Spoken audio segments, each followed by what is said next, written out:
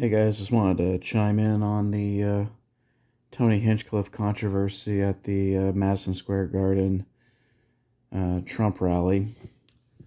That one joke about Puerto Rico was actually not a particularly good joke. Honestly, if you were going to have anybody from Kill Tony on there, I would have preferred to have seen Shane Gillis maybe.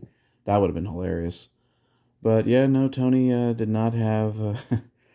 I think, the best read of the room there when he was talking to people there. But one thing that was interesting, there's that old adage about how comedy, reflects truth sometimes, or at least that there's some element of truth in comedy. And actually, when you do a little digging, it appears that Puerto Rico actually does have a bit of a garbage problem.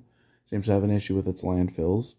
I'm reading here from the Global Press Journal from February 16th, 2021, how there's 29 landfills and they're spread across the region, and 18 do not meet federal standards because, among other violations, they function as open dumps.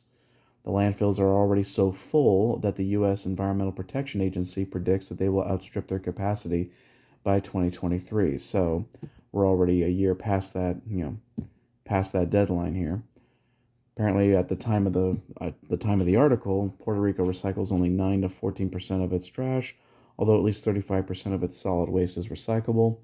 In 2017, the trash crisis worsened when Hurricanes Maria and Irma left at least 2.5 million tons of debris.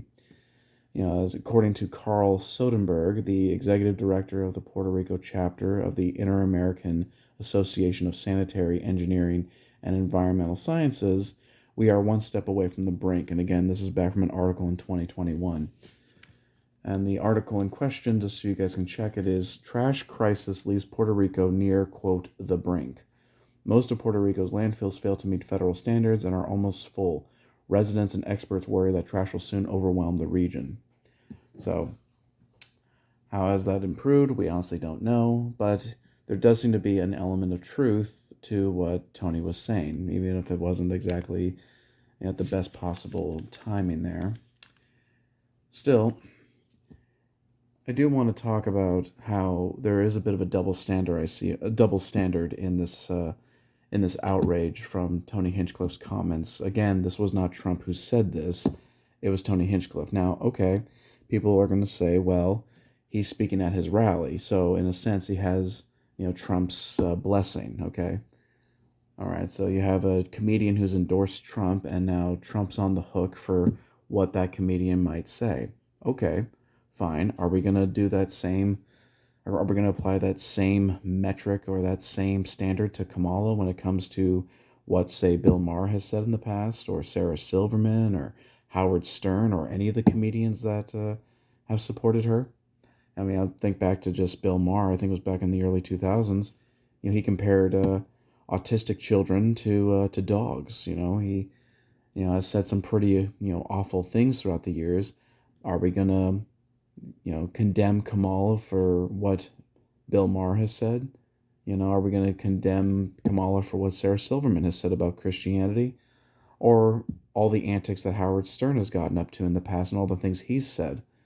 Are we gonna condemn Kamala for any of that? Are we gonna condemn Kamala for any of the awful things that people in Hollywood have said or done? Well, I'm just kind of curious then why we should condemn Trump for the words of a comedian who, let's be honest, has a reputation for pushing the envelope, to say the least. All right, if you ever watch Kill Tony, it's he's not there to be safe and PG. Okay, he's definitely rated R.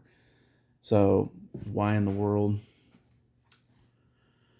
is it okay for Kamala to accept the endorsement from comedians who have said pretty horrible things, but we are supposed to turn right around and condemn Trump for the words of Mr. Hinchcliffe? I just think that's a load of malarkey, honestly. At some point, I know I'm hopeful that people don't let this inflame to the point that they're willing to, cast their vote for Kamala Harris, okay? Because you know what? I don't know if I could make another 4 to 8 years of living under Bidenomics. Okay, as far as trying to make ends meet and everything else. And that's not even going into what Kamala could do with the DOJ. I mean, if you ever want to hear a horrible story, look up George Gage. I think he's got, there's articles on Medium and Slate and New York Times, pretty strong Democrat sources, or at least liberal sources in the media that back during the primary runs, the Democrats were actually trying to push against Kamala Harris. Now, of course, they're all trying to rally behind her and try to make her seem like she's a messiah of sorts. But in reality, they all did the research for the Republicans as far as the reasons why you should not vote for her. So, definitely at least look into what she did to George Gage. That should be enough to, you know, that should be enough to make your blood curdle. All right. I mean, just all that, took place there. But in any case, yeah, I mean, I think if we're going to, again, condemn Trump for Tony's words, then we ought to apply the same, the same standard to Kamala when it comes to all the comedians and celebrities that have supported her. I don't think that people are that stupid. I hope not. I think people who are trying to seem outraged about this were never going to vote for Trump in the first place, so not much loss there. And honestly, I don't know. I can't believe that people would be willing to risk World War III with a Kamala administration, continue with skyrocketing inflation, all because one comedian made one bad joke at a Trump rally. I hope people are not that stupid, but you know what? Who knows? Again, this election's really close. It's up in the air. And so, yeah, it's all in God's hands at this point. So, in any case, that's just my 2 cents. So, yeah, it was a bad joke. Would have preferred to see Shane Gillis up there. Puerto Rico actually does have a bit of a garbage problem, and there's sources out there if you do some digging. And if you're going to condemn Trump for Tony's words, why do we not condemn Kamala for the comments of the comedians that support her? And yeah, just don't be so easily suckered in. They want you upset, they want you emotional, and they don't want you thinking. They don't want you looking at the facts of the situation. Because if you did that, you'd be voting for Trump. So that's my 2 cents, and take it or leave it. Hope you guys have a good day.